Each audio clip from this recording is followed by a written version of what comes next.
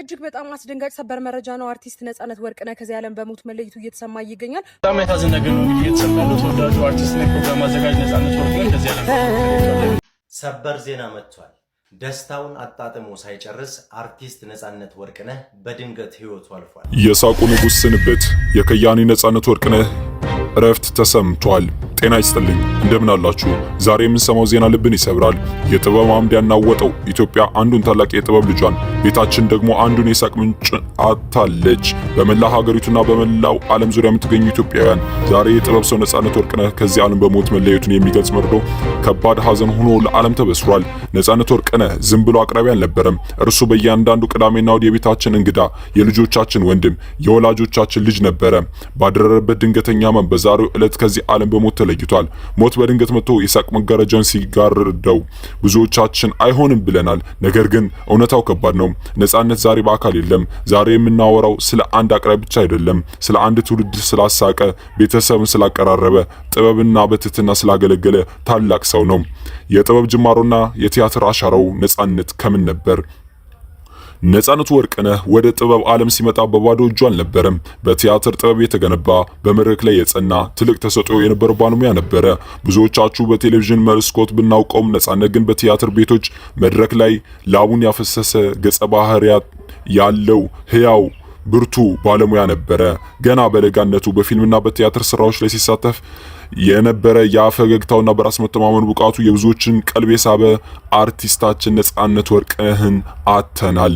በበርካታ ተውኔቶች ላይ ድንቅ ብቃቱን አሳይቶናል። ያኔ በመድረክ ላይ የጀመረው ጉዞ ነው ቆይቶ በሚሊዮኖች ልብ ውስጥ እንዲታተም ያደረገው። ነጻነት ጥበብን የኖራት እንጂ የሰራባት ብቻ አልነበረም።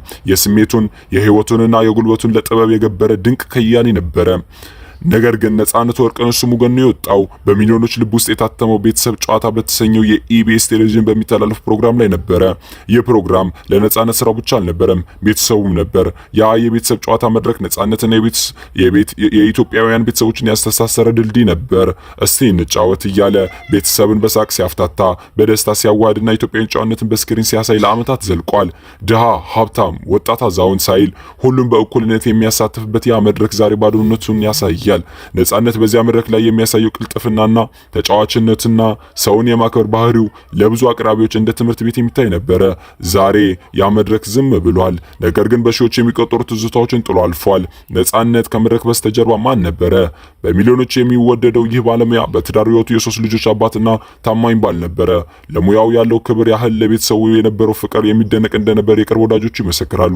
የስራ ባልደረቦቹ ስለ ነጻነት ሲናገሩ ትሁት የሚለው ቃል ይቀድማል። በስራው ላይ የነበረው ጥንካሬ፣ ለጀማሪዎች የነበረው ደግነት፣ በፈታኝ ጊዜያት እንኳ የማይጠፋው ፈገግታ የነጻነት መለያዎች ነበሩ። ታዋቂነት ሳይቀይረው፣ ዝና ሳይደልለው ያንን የድሮ ማንነቱን ይዞ የኖረ ብርቅዬ ሰው ነበረ ነጻነት ወርቅነህ። ዛሬ ያ ፈገግታ በአካል ተለይቶናል። ነገር ግን በሰራቸው ስራዎች ሁሌም ለዘላለም ተክቶት አያልፍም። ዜናው የደረሰው ድንገት ነው። ነጻነት ባደረበት ህመም በሕክምና ሲረዳ ቆይቶ ዛሬ ህይወቱ ማለፉ ሲሰማ ማህበራዊ ሚዲያውን በሐዘን ተጥለቅልቋል። ከታዋቂ ሰዎች እስከ ተራ አድናቂ፣ ከሀገር ውስጥ እስከ ባህር ማዶ ሁሉም የራሱን ሐዘን መግለጫ እየሰጠ ይገኛል። ነጻነት ወርቅነህ የኢትዮጵያ የሳቅ አምባሳደር ነበር የሚሉ ብዙዎች ናቸው። የእርሱ ሞት የግለሰብ ሞት ብቻ ሳይሆን አንድ ትልቅ የጥበብ ቤተ መጻሕፍት እንደመቃጠል ይቆጥሩታል። ለኢቢኤስ ቴሌቪዥን ቤተሰቦች ይህ ትልቅ የባዶነት ስሜት የሚፈጥር ከባድ ድንጋጤ ነው። ሞተ በስጋ ይለይ ይሆን እንጂ ታሪክ አይቀበርም። ነጻነት ወርቅነህ በኢትዮጵያ ቴሌቪዥን የኪነ ጥበብ ታሪክ ውስጥ በስሙ በወርቁ ቀለም ተጽፎ ይኖራል። ያ ያጌጠ መድረክ፣ ያ ድንቅ ድምጽ፣ ያ የማይረሳ ፈገግታ ሁሌም በትዝታችን ውስጥ አሉ። ለቤተሰቡ፣ ለሶስት ልጆቹ፣ ለቅርብ ዘመዶቹ፣ ለኢቢኤስ ቴሌቪዥን ባልደረቦቹ እንዲሁም ለመላው አድናቂዎቹ መጽናናትን እንመኛለን። ነጻነት ሆይ አንተን ማጣት ይከብደናል፣ ግን ያ ሳቅህን ሳቅ ለዘላለም ስንስቅ ይኖራል። በሰላም እረፍ፣ ስራህ ለዘላለም ሲታወስልህ ይኖራል። ፍጻሜና ላውጅ ማሬ